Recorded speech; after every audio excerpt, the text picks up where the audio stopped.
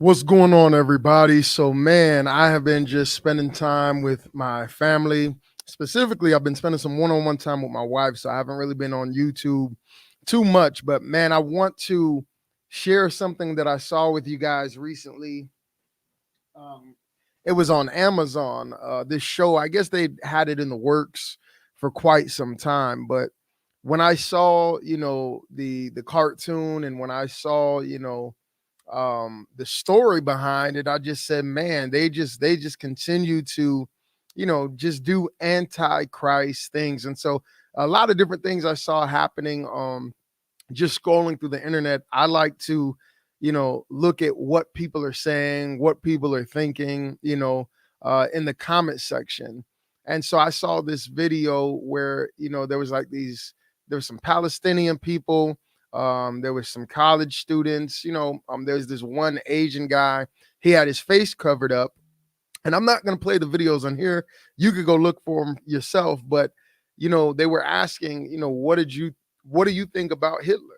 Right. And these guys were, man, he was a hero because, and we'll get into that in a minute. All right. I hope you guys can hear me well, but I just want to play. I'm not going to play the video because they're going to give a copyright strike, but I'm just going to show you um, some of the imagery. All right. And just kind of explain what their, how would you say their idea was for this story. All right. So pretty much, all right, they're retelling the story from a different perspective where Satan got cast out of heaven. So we know that in the Bible, Satan says, you know what, I'm going to be like the Most High. I'm going to ascend. I'm going to be, like the Most High.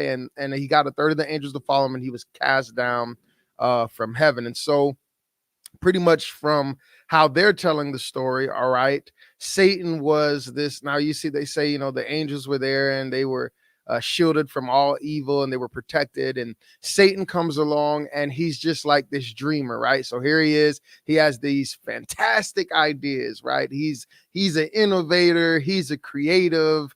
He's a revolutionary, right? They're kind of painting that kind of story. And so, he was dangerous pretty much to heaven, right? And so he gets cast out of heaven, and they create Adam and Lilith. Many of you probably heard of Lilith. There's this,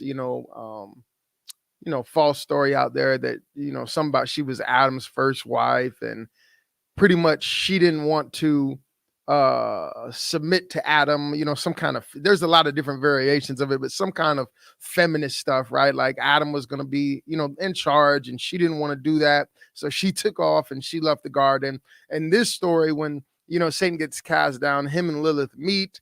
Look at it. They're two rebellious dreamers, fight the power, the anti, government kind of mindset, right?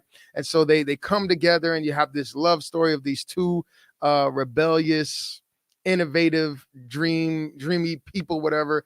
And so they offer the fruit of knowledge to Adam's new bride, Eve, right?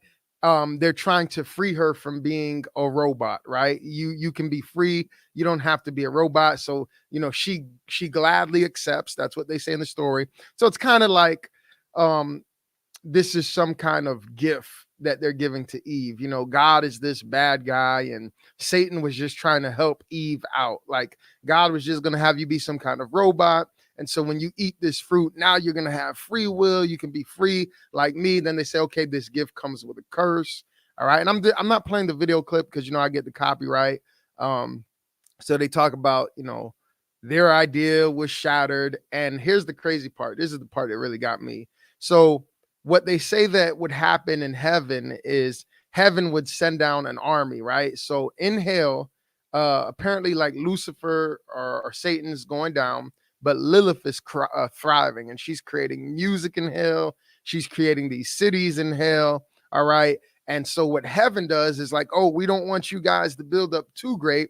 They send down what they call an extermination to ensure, hell and all its sinners, they don't thrive, kind of like the Pharaoh and, Moses concept. So, it's just demonic. Now the thing is, if you see the cartoon, how they do it, this is why you have to be careful with what you allow your kids to see, what you allow your kids to watch. So I think the story is like they have a daughter or something like that. Some kind, what is it? Has been hotel, and it's crazy to me because what Isaiah says, what people are going to call good evil and evil good, and that's what the Antichrist spirit does, and that's why I wanted to bring up the Hitler conversation. So let me see this real quick. I just want to look at the imagery, let you guys see that, just so you can be aware, because I know a lot of kids nowadays, they have tablets and stuff. And so here's I think this is the show right here, a couple of images from it. So just like always, just like with the demonic music industry, they get some, good artists, try to make it, to a kid. They're probably looking at this and they're like, man, this kind of looks like the trendy kind of look for the cartoon now. So, a kid might click on this, and immediately what's happening is they're being brainwashed through entertainment.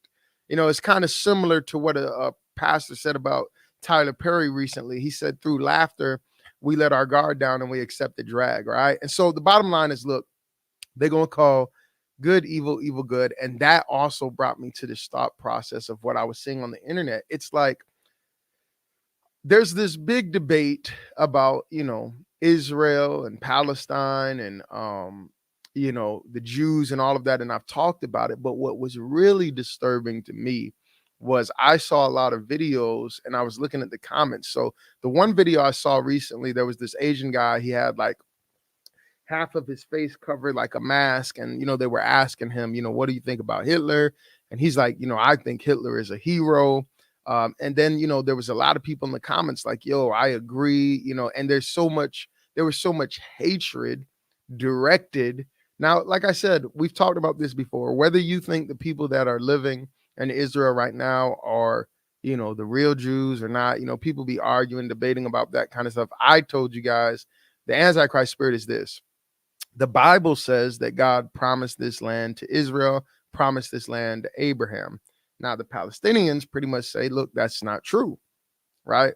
That the bottom line, that's the argument. Now, you can argue about the people who are there. I'm not going to just defend people, right? Because people who don't have Christ, they can be doing all kinds of foul stuff. They can be living in sin. They can be living crazy, right? So I'm not going to defend the people, but what I will take a stand on is in the Bible says this land was promised to Israel, right? And so the Palestinians, what they're saying is pretty much, no, that's not the case. This is our land. So to me, anything that goes against the Bible is antichrist. Like I said, I'm not going to defend the people because if you don't have Christ, right, hey, you're moving according to the spirit of this world. But the interesting thing is the Bible talks about a lot of this, and the Bible talks about Israel being, a big part of what's going to go on in the end times. And when I look at what's just going on in the media and the news, I mean, to me, it just proves that the Bible is true, right, and just accurate. Now, regardless of what side you take, I would be very careful.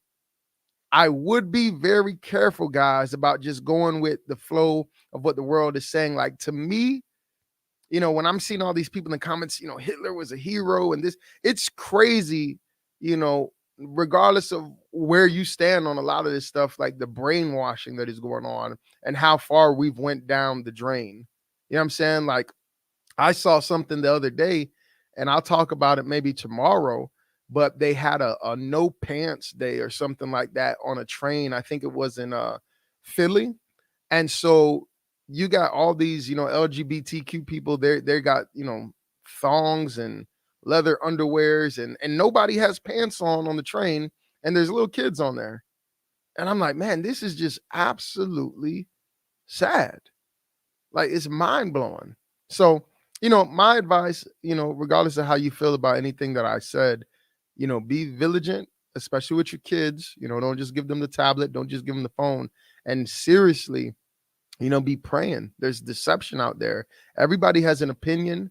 Everybody has something to say. Everybody feels like, there's people walking around like they've got this deep, revelation and, the synagogue of Satan and all this kind of stuff. But I would just be very careful. I would just do my own research and I would pray about everything, before you kind of just go with the flow of what people are saying, because it's crazy out here. So Anyways, I'm getting ready for yes. Somebody just commented. They said it wasn't just LGBTQ people on the train. Yeah, but listen to what you're doing right now. I'm not saying it wasn't just LGBT. You're right, but a lot of them. And the thing was, it was wrong. Period. Bottom line, like, there's no way to defend it. Like, if you think that everybody getting on the train, with no pants on and they draws in front of kids is cool. Like, I don't know. So I don't know if you're trying to defend it or if you're trying to defend the LGBTQ, but let's be honest, most of them was LGBTQ. If you look at the pictures and you look at the images, I'm pretty sure there were some other weirdos on there, with their pants off as well. But anyways, I got to get ready for church today. I just wanted to get on here, let you guys know what was going on. Go to www.marcusrodricksministries.org. We should be streaming a service momentarily here. And I just love you guys. Be blessed. And if you have a prayer request, feel free to put it in the comments. Let me know what you think as well about what we talked about.